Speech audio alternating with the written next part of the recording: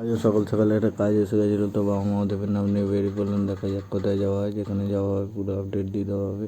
ক্লায়েন্টের বাড়ি চলে এসেছি, চাবি নিয়ে নিলাম, সামনের চাকায় প্রণাম করে নিয়ে গাড়ি গেট করলাম। গাড়ি গেট খুলে চাবি অন করলাম, চাবিটা হাত দিয়ে পড়ে গেছিলো, তারপর চাবি অন করে সিটে বসে বাবাকে ডেকে নিলাম, বাবা চার কথা নিয়ে তারপর সাইকেলটাকে ঢুকিয়ে দিলাম।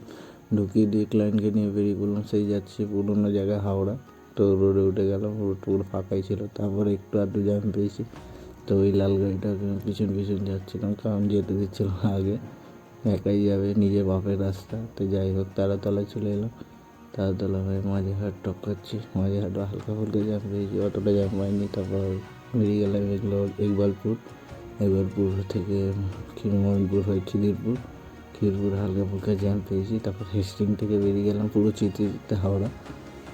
বাবুঘাটে এসে একটু হালকা ফুলকা দাঁড়িয়ে মানে ধীরে ধীরে যাচ্ছিলাম। তারপর চলে এলাম আমাদের হাওড়া।